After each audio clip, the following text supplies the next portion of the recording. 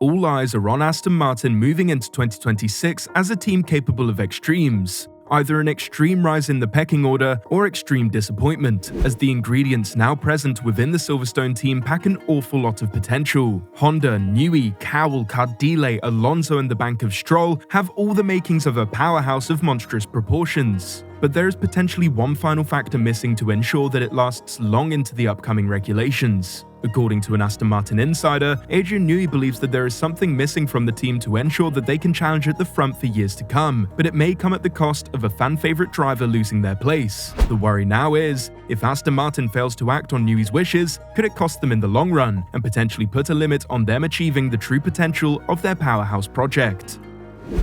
Want to know why Aston Martin could see the final piece fall into place this season? There's no doubt about it. It would make them stronger, but at what cost? The fact that there are ongoing talks between Aston Martin and the Max Verstappen camp is currently the worst kept secret on the grid. While the four-time world champion has been coy about the talks, and Red Bull are categorically denying any possibility of Verstappen making the 12-mile move to Silverstone, there often isn't this amount of smoke without there being a pretty substantial fire. However, the talks between Aston and Verstappen raises some pretty big questions about the current status quo at the team, as well as whether there is enough at the team to tempt Max away from Milton Keynes for the first year of the new regulations. The rumours of the proposed contract being a long-term one valued at $1 billion are all well and good, but Verstappen is already a pretty well-off individual. The fact of the matter is simple. In order for Verstappen to be tempted by Aston Martin, they need to prove that they're capable of backing this money up with championship-winning performance. Certainly all the components are there, and not only that, they're all incredibly familiar to Verstappen, but them actually being able to put it into practice is another thing entirely. 2026 will be the first year that a lot of these factors will be visible in full effect, but according to F1 Insider, sources from within Aston Martin claim that Adrian Newey doesn't view the current driver lineup as being capable of maximizing these components. The report suggests that Newey sees Stroll as being too untalented and too unambitious, and Alonso as potentially being too old by the time the team reaches its potential, and that at least one of these drivers needs to move aside to accommodate a younger, hungrier, and more talented individual. Now, of course, this is just hearsay without proper evidence, but I think it's pretty easy for just about anyone to come to this kind of conclusion without being one of the greatest car designers of all time. Either Stroll or Alonso could stay, but both of them staying together won't be enough to deliver the optimum results possible that the impressive lineup behind the scenes are capable of. That's why then, the links to Max Verstappen only seem to be getting louder and louder, and the expectations that Max may walk away from Red Bull have now been prevalent for well over a year. Behind the scenes has been messy for the Milton Keynes team, and more importantly for Max, the on-track situation wasn't much better at points last year, despite his championship win. According to Helmut Marko, the pressure to perform is being felt at Red Bull, as the cost if they fail to may be more than just championship positions, it may end up being Max Verstappen's signature. We have to give him a car with which he is able to win on his own. It can be 1 or 2 tenths of a second slower than others, but unlike our car last year, it has to be competitive over the whole season and on every track. If we don't succeed, there is no reason for Max to stay with us. You have to be realistic about that.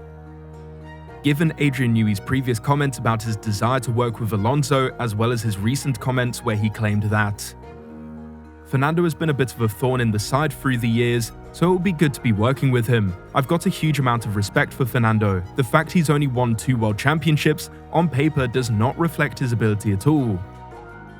It becomes apparent who he would want to step aside. However, unfortunately for Adrian, as well as most others at the team who actually want to win something, the last name in the other seat is shared by the team owner. Lance Stroll signed a 2-year contract extension and doesn't seem to be done with his time in F1 yet, and truth be told, we can't really blame him. In the coming years, he'll have the opportunity to race in one of the best designed cars on the field, with a previously championship-winning engine provider powering it. So the fact of the matter is, unless Lance Stroll wants to have a tricky conversation with his son, it may well be that Aston Martin has to make a pretty horrible decision. If Verstappen becomes available and Stroll doesn't step aside on his own, then we may not even see Fernando Alonso Alonso drive in an Adrian Newey designed car. While obviously that would be a travesty, especially given how excited both parties are to work alongside one another, it might be the reality faced by Aston Martin, who will see the exchange of a 43-year-old two-time champion who won all the way back in 2005 and 2006 for a 27-year-old four-time world champion with nearly a decade left in his prime as a pretty obvious exchange to make.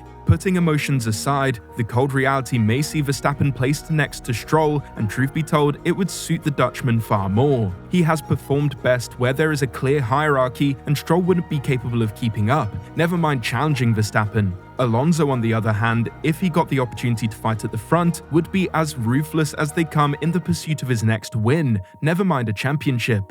Regardless of who is in the car come February 2026, Aston Martin will need to demonstrate that their potential can be acted upon, as the team up until now has a track record of reactive progression. What I mean by this is that a team elsewhere in the field will make strides forward, and then the next year, as will the Silverstone team in a dubiously similar fashion, such as the pink Mercedes and the green Bull. The progression has not been able to be maintained either, as even in the seasons where they make a sudden surge forward, they tend to hit a wall in their progression and are then rendered in a bit of a no man's land the following year, as they lack the knowledge of how they've progressed in order to effectively upgrade it. 2026 will be the first year that they'll be bringing an entirely individual and uninfluenced by other teams' vehicles since the ground effect rules came in, and it will also be the first time that the team haven't been powered by Mercedes since 2008. So there is a lot of room for growing pains as the team adjusts to their new capabilities.